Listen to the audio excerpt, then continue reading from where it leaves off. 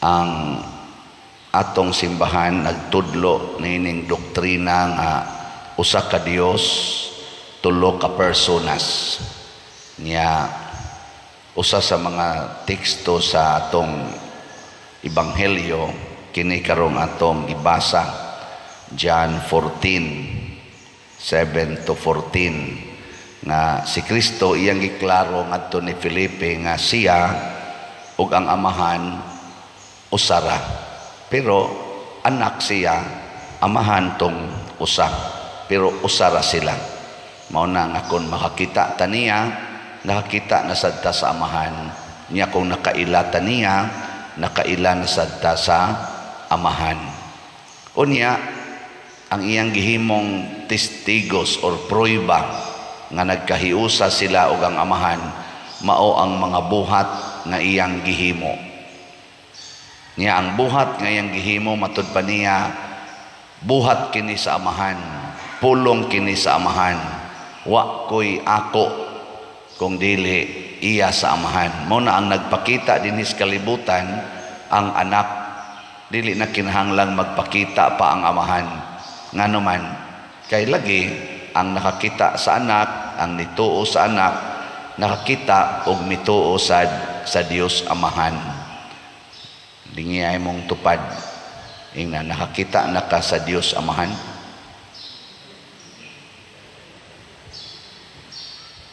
Kay usahay ra ba murag mamugos gyud ta nga makakita ta sa naong sa Dios amahan, dili naman na siya magpakita tungod kay mura na siya nakigkuntis sa iyang kaugalingong naong. Kay ang naong ni Hesus nga nagpakatao, mao naman to ang naong sa amahan, mao na sadto ang naong sa Espiritu Santo, mao na to ang naong sa Dios. Na karon unsa may importante nga motuo ta nga siya Dios. Muna diri sa unang pagbasa, sila si San Pablo ug mga kauban nga mituo sa Dios, nituo ni Hesus nga Dios, nagbuhat sa mga buhat ni Kristo. Kay matud palagi ni Hesus atong ebanghelyo, ang mutuo kanako magbuhat sa akong mga buhat. Ige ikaduhang lingi ingna nagbuhat ka sa mga buhat ni Kristo. Kanang pagpanglaba, buhat ba na ni Kristo? Buhat dili. Kanang paglungag, buhat na ni Kristo. Kanang pagpamalit og slat, buhat ng Kristo.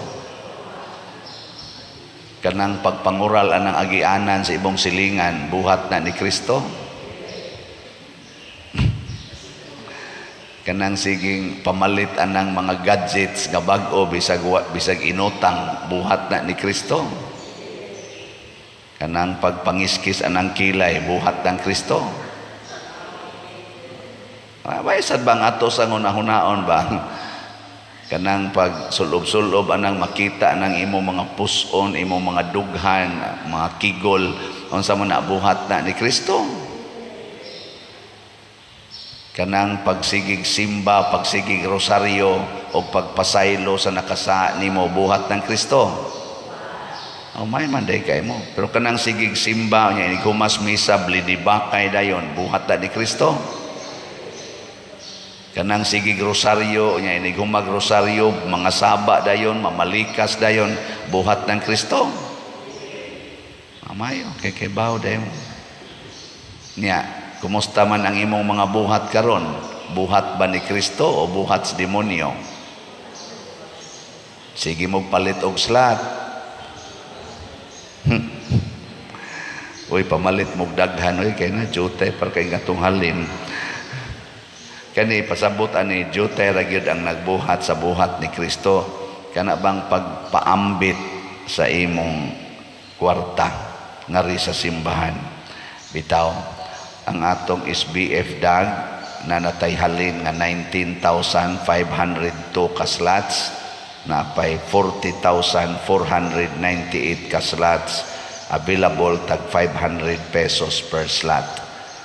Nya nga to sang special slot nga tiwasono na katong DCHS, Divine Cleansing, Healing and Strength, na natay halin nga 25,858, napay 4,142 ka slots nga available.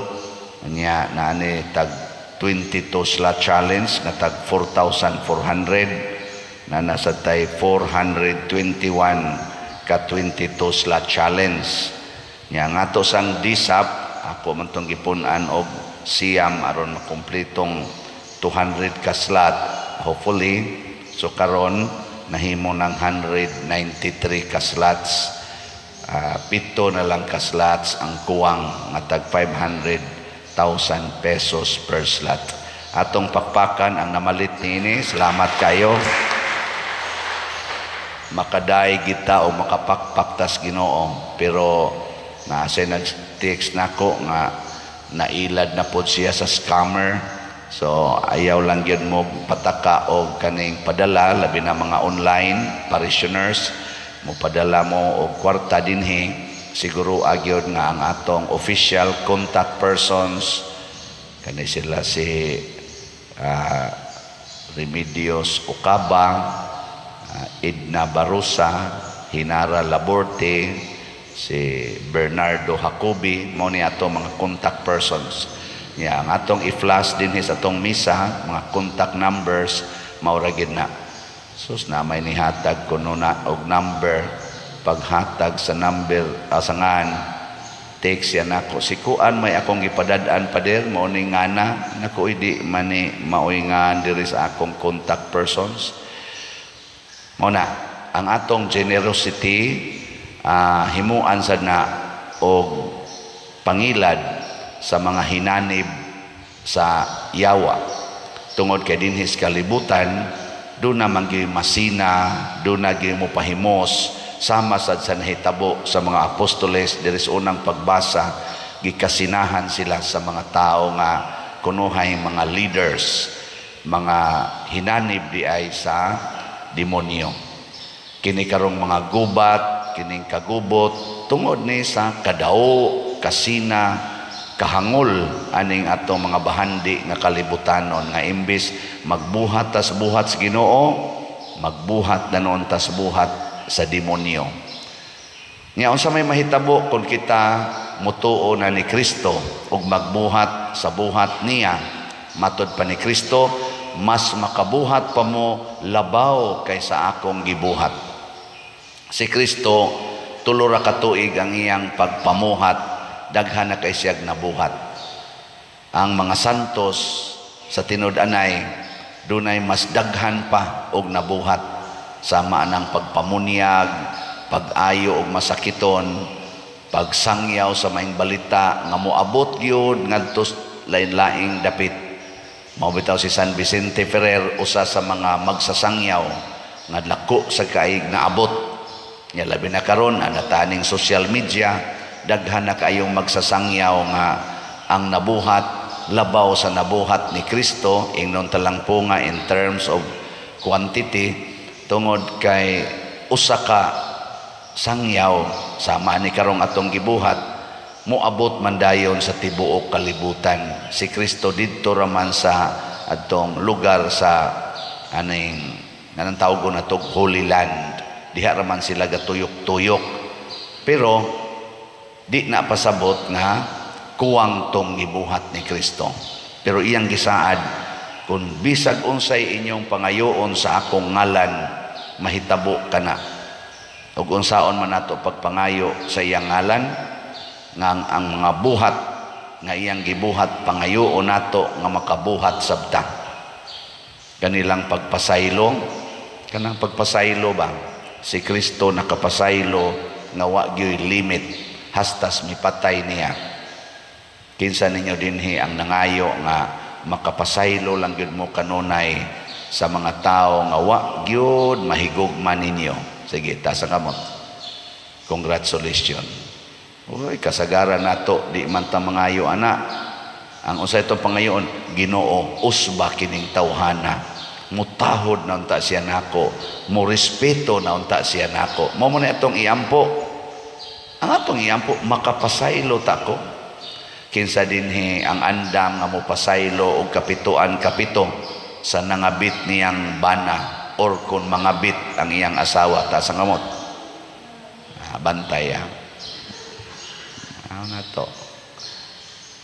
Kinsa ninyo dinhi ang andam nga bisag tamparuson pang naong di gyud masuko ta sa kamot. Kanang ni isas kamot tamparusa dayon. Pero unya na lang taod-taod tingali. Mangandam man sa nakaron. Awa na nag-anam nagkahilis. Kinsa man dinhi ang musugot nga bitayon sa cross niya magsigil lang yapog pasaylo ta sa kamot. Awa na nahilis na gyud. Si Maria, ang mahal nga birhen, naliwat sad ni Hesus. Kinsa dinhi ninyong mga ginikanan nga musugot lag kulatahon ang inyong anak, di gyud mo masuko, magsigira mo pasaylo ta sa kamot. Awa na, nahilis na gyud. Mao na atong pangayuos Ginoo. Mao na atong Panginoon.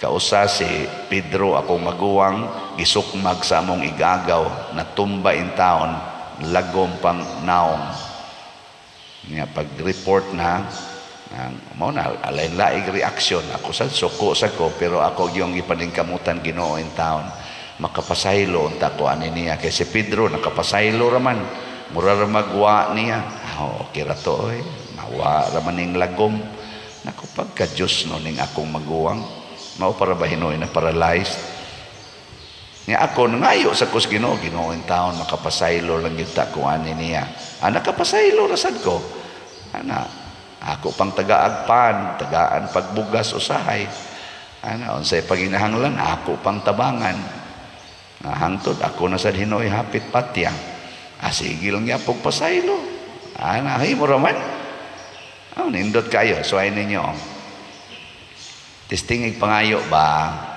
ayaw pangayo nga mausab ang batasan sa nakapabugat nimo pangayuas Ginoo nga sama ni Hesus makapasaylo makadawat ra gid ta mutabang ra gid ta bisan pa man og ang iyang batasan ang iyang binuhatan yawanon lang gyapon di lang gyapon mutahod di lang gyapon mo respeto nimo mao ni ang mga buhat ni Kristo o kung ato ning pangayoon sa amahan sa ngalan ni Hesus nga nagsugo nato ani mahibong gyud ang tibuok kalibutan sus og pangayoon lang unta na sa mga leader sa Russia sa Ukraine sa Israel sa Hamas ug sa kanirong nag-ung-ung na sanggubat ning siging lalis aning China Pilipinas ug pangayoon lang unta aning ato mga leaders tagai ko Ginoo og kasing-kasing nga mapaubsanon